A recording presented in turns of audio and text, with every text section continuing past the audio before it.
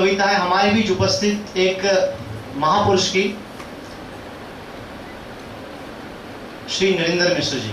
Please क्यों ना big आज जो भी वीडियो कुमार विश्वास जी की आवाज में वायरल हो सकती है, तो सोचो जिसने लिखी है वो कहे तो क्या होगा। जी हाँ दोस्तों, आज हमारे बीच एक ऐसे कवि उपस्थित हैं जिन्होंने अपनी कविताओं से न सिर्फ राजस्थान बल्कि पूरे हिंदुस्तान का नाम कमाया। तो दोस्तों ऐसा हो नहीं सकता कि श्री नरेंद्र मिश्र जी हमारे साथ है और चार पंक्तियां ना हो। तो दोस्तों आपकी जोरदार तालियों के बीच स्वागत करना चाहूंगा मंच पर श्री नरेंद्र मिश्र जी का। आस्था और समर्पण के इस अध्यक्षी व्यासपीठ से लेकर आप सभी को सादर प्रणाम करता हूँ। काव्य पाठ जैसा मेरे परिचय में चार पंक्ति तो मैं नहीं पढ़ूंगा, क्योंकि काफ़ी देर से प्रतीक्षा कर रहा हूँ। फिर भी एक बात ज़रूर कहना चाहूँगा कि कविता का काम उत्तेजना देना नहीं है। अगर हम कुछ प्रेरणा दे सके तो हम समझेंगे हमने कुछ लिखा। मित्रों, मैं यही, जब कविता पढ़ने की बात आई तो मैं यही कविता क्यों पढ़ रहा हूँ, इसका जस्टिफिकेशन आप पे छोड़ता हूँ। ये इतिहास का सच है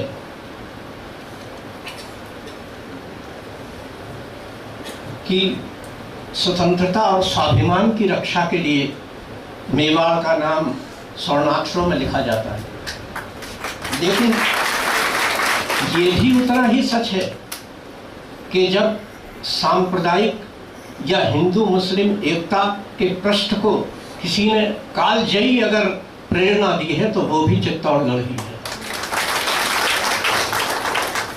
मैं एक ऐसी कविता जो भाषा की दृष्टि से हिंदी में भी चलेगी और उर्दू में भी चलेगी, जैसा मैंने यहाँ कुछ देखा और सुना या समझा, मैं उसके अनुसार एक कविता आप तक पहुँचाना चाहता हूँ। और राष्ट्रीय धारा के प्रखर चिंतक यहाँ विद्यमान हैं, मैं उनके माध्यम से आप तक इस प्रेरणा को पहुंचाना अपना धर्म समझता हूँ। कविता का मीटर है मित्रों, इतिहास बदलता जाता था, तारीख बदलती जाती। इतिहास बदलता जाता था, तारीख बदलती जाती थी। जैसा मैंने आपसे पहले ही निवेदन किया, भाषा की दृष्टि से देखें और जो कुछ यहाँ मैंने सुना उस दृष्टि से भी देखें। एक बार गुजरात का बहादुर शाह चित्तौड़गढ़ पर आक्रमण करता है और राजपूत संख्या में कम होने के कारण जब हारने लगते हैं तो रानी कर्णावती हुमायूं को एक राखी भिजवाती है। वो राखी जब हुमायूं के पास जाती है तो मुल्ला मौलवियों से पूछता है, बोलो क्या करूं? तो वो मजहब का नाम देकर भड़काते हैं, तुम एक काफिर की मदद करोगे? मित्रों, मैं ज्यादा बात नहीं करता हूं। इस प्रसंग में देखें, जो कविता आजकल मंदिर और मस्जिद में बट गई है, उस प्रसंग में देखें। जब ये बात कही जाती है तो सच्चा मुसलमान क्या जवाब देता है? यहाँ से कविता प्रारंभ हो जाती है और इतिहास इसका साक्षी है कि 1.5 कोस का अंतर रह जाता है कि रानी निराश होकर के जौहर कर जाती है। कर्णावती कुछ समय की, मैं बहुत शॉर्ट करना चाहता हूँ क्योंकि आपका काफ़ी समय हो चुका है, इसलिए आप मेरा सहयोग भी करें। मैंने ये कविता अपनी पूरी सामर्थ्य से लिखी है और मेरा आग्रह है कि आप अपनी समस्त चेतना से ग्रहण करेंगे तो उपकार मानूंगा।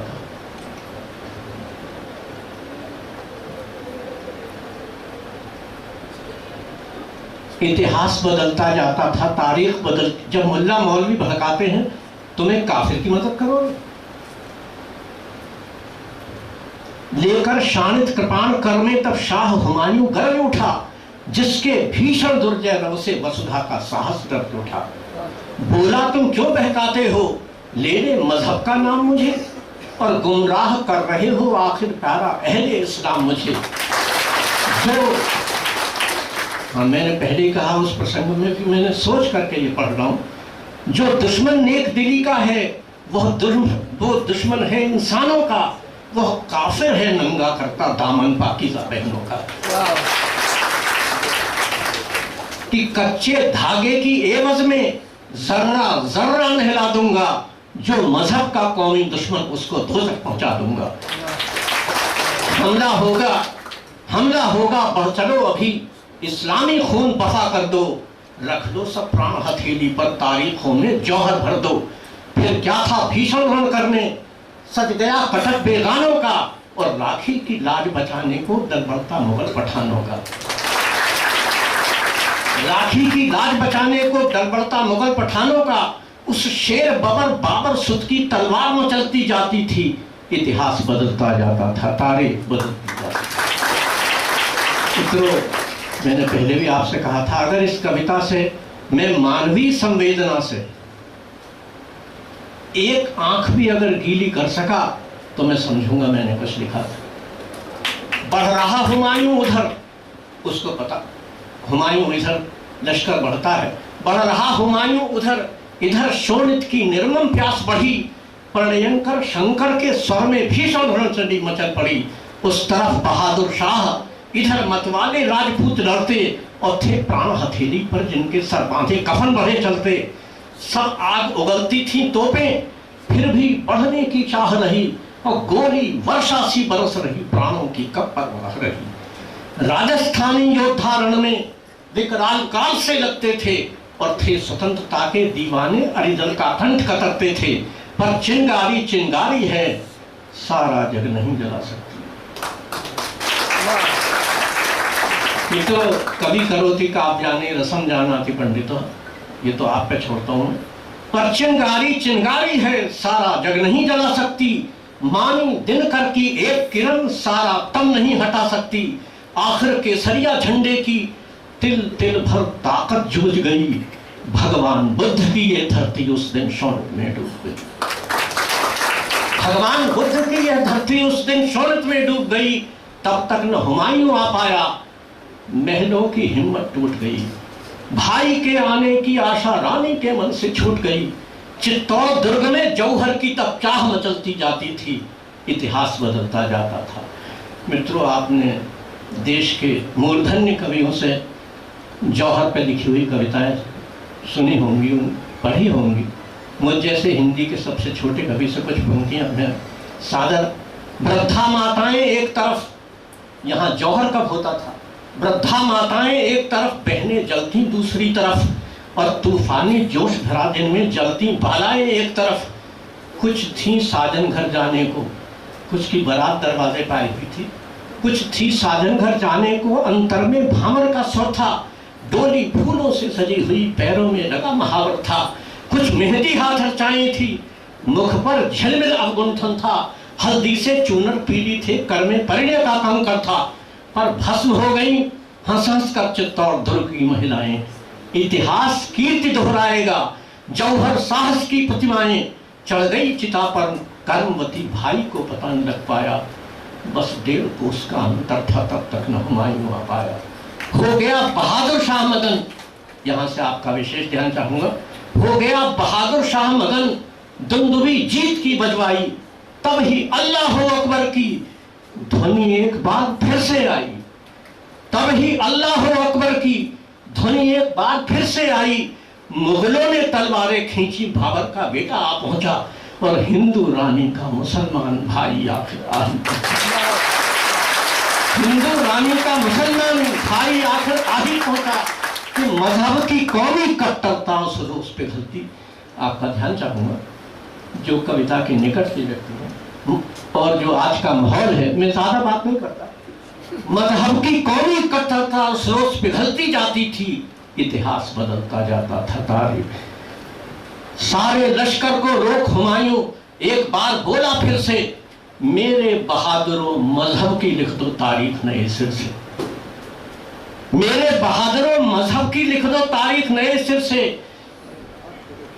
ये बहादुरों की धरती है, हिम्मत तूफानी कर लो अब। है फर्ज तुम्हारे कंधे पर, भाई का पानी रख लो अब। पीछे न कदम रखना शेरो है आज आजमाई सबकी, ले लो तलवार बढ़ो आगे, अल्लाह मदद को है सबकी। फिर क्या था पल की देर न की, फिर क्या था पल की देर न की, लश्कर दुश्मन पर टूट पड़ा, मानो ज्वालाएं गर्भ लिए पर्वत से दरिया फूट पड़ा। दुश्मन तब तक संभला ही था, मुगलों ने घेर लिया आकर, शस्त्रों के अगणित वार हुए अभिमानी अरिदल के सर पर, मानवता के बल के आगे दानव की क्या चल सकती थी। आज के मंच को मुख्य आतिथ्य को समर्पित करता हूँ। मानवता के बल के आगे दानव की क्या चल सकती थी, जब दुष्ट बहादुर शाह भगा सेना कैसे रुक सकती थी। जालिम के मंसूबों की अब तकदीर बदलती जाती थी। इतिहास मित्रों, बस 2 मिनट की 1.5 मिनट की बात और है। इसी के लिए मैंने इतनी लंबी कविता लिखी है और आपका विशेष ध्यान चाहूंगा, जो राष्ट्रीय धारा के चिंतन में बहुत बड़ा काम कर रहे हैं, मैं उनको समर्पित करता हूँ ये पंक्तियां। हुमायूं ने उसे हरा दिया, बड़ा बहुत उसके मन में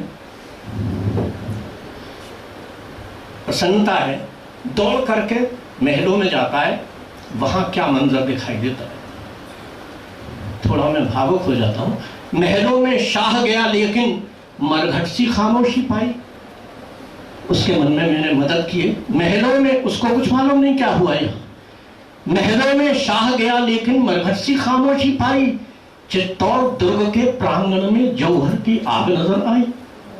जब राख बहन की देखी तब जैसे सीने में लगा तीर, फट गई हुमायूं की छाती, करुणा क्रंदन कर उठा ली।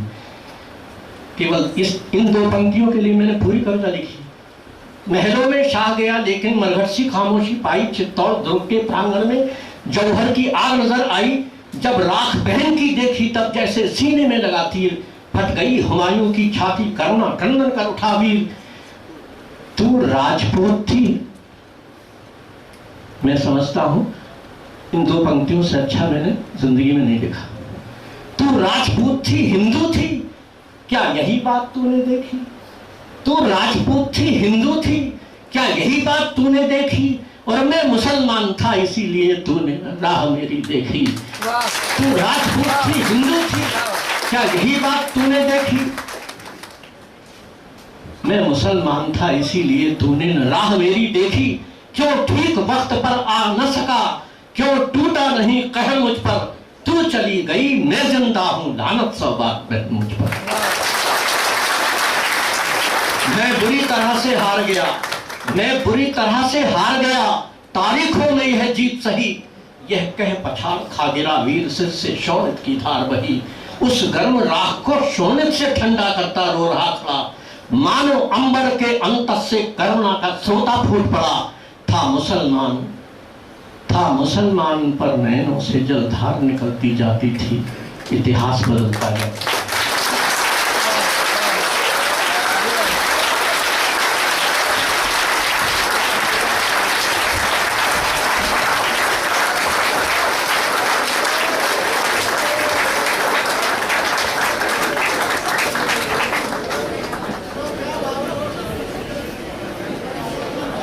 धृष्टता के लिए माफी चाहूंगा, पर आप सब लोगों की जानकारी के लिए ये जो कविता आपने पापा से सुनी, ये पापा ने तब लिखी थी जब वह 9वीं कक्षा के विद्यार्थी थे।